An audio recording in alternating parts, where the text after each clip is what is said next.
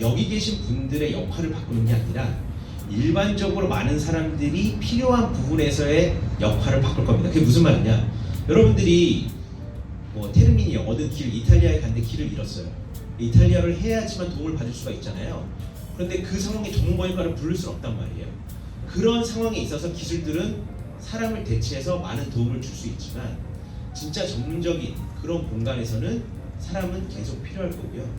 이런 기술들이 결국 해야 되는 일은 여러분들이 하는 일을 도와주거나 혹은 많은 사람들이 언어에 느끼는 부담감을 줄이는 역할을 할 거예요.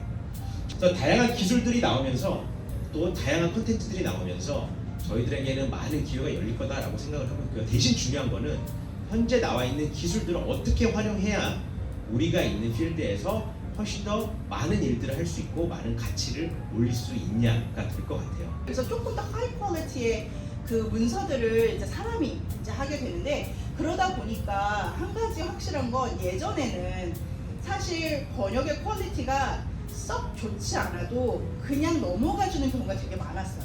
그런데 확실한 건 요즘은 통역이든 번역이든 굉장히 퀄리티가 이 업계에서 어느 정도 기준선이 있는 것 같아요.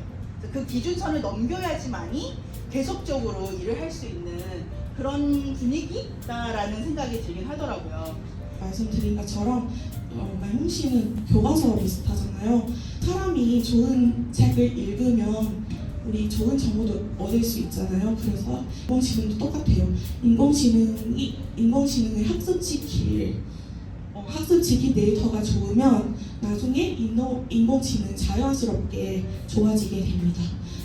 우리가 이런 작업을 하다 보면은 MT가 뭐 첫 번째 문제가 한 10번째 문제까지 읽으면 너무 잘해요. 그럼 우리 방심할 수 있잖아요. 근데 끝까지 의심을 해야 된다고 생각합니다. 왜냐면 MT가 언제 어디서 우리가 모르는 돌발로 실수할 수 있기 때문이죠. 그리고 이런 대용량 작업을 주로 하다 보니까 기술력이라고 말씀드린 부분은 우리가 캡툴같이 필요한 도구나 리소스를 쓸 수 있는 그런 능력도 좀 바탕이 돼야 되는 것 같습니다. 프롬프트로 제어가 안 됐을 때 LLM은 마치 그 어설픈 로봇 CG 그런 거 봤을 때, 인간 닮은 로봇 봤을 때 되게 불쾌하잖아요. 그런 불쾌한 골짜기 현상이 번역에서도 일어납니다. 번역에서도 인간이 잘 택하지 않는 어휘, 번역을 해가지고 상당히 어색한 감을 주게 하거든요.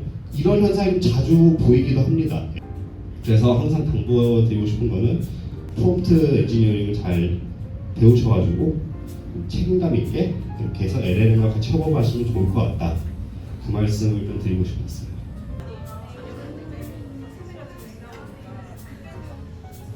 한번 해보면은 So how was the dinner tonight? Do you like the food that we prepared for you? Do you have any Christmas plan? So do you like the quality of the translation? What do you think about the quality? If you think the score of accuracy is over 90, please raise your hand. Somewhere between 80 to 90, please raise your hand. 나쁘지 않죠? 네, 나쁘지 않습니다. 그래서 이런 것들은 어디서 사용이 되냐 하면은 여러분들 그 인식도 잘 되고요. 여러분들이 언제 어려운 용어를 사용하지 않는 데서 많이 사용이 될 수가 있는 거예요. 나는 이 분야에서만 일하고 싶어 라고 보통 생각을 하고 이 일을 시작하시는 분들이 많다고 알고 있어요. 그런데 제가 짧은 경험치지만 말씀드린 건데, 자기의 한계를 측정하지 마세요. 자기가 어느 분야에 소질이 있을지 몰라요.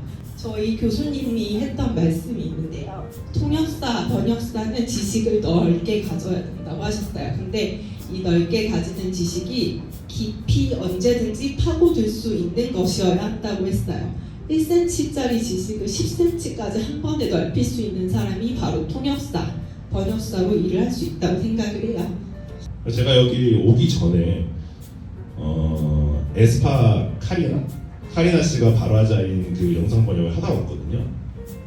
그래서 이제 그러니까 이제 시크하고 도도하면서 장난기 있고 젊은 성공한 여자 그룹의 아이돌 이렇게 이제 이렇게 입력을 하고 시작을 하는 거죠, 이제 번역을. 그래서 그런 말투가 달라져요, 이 뉘앙스. 직장 생활하고 프리를 동시에 병행하고 계신 건데, 그러면 잠은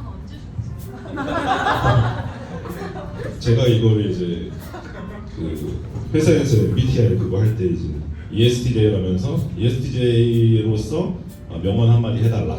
그래서 제가 무슨 말이냐면 잠은 관해서 이제 네. 그럼 인생의 낙이 뭐예요? 돈이죠. 금융치료. 금융치료 하는 거죠. 여러분들 프리랜서라는 말의 어원은 거의 다들 알고 계시죠? 네, 프리랜서는 자유용병이라는 뜻이거든요. 그래서 우리에게는 자유가 있지만 최전장에서 총알을 받으면서 싸우는 사람들이기도 하죠.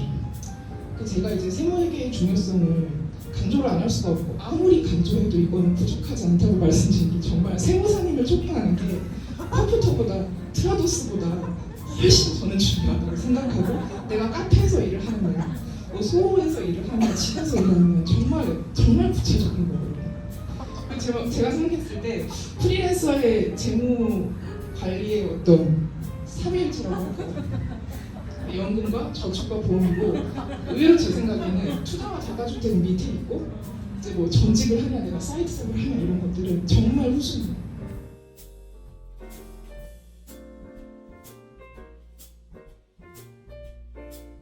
44번.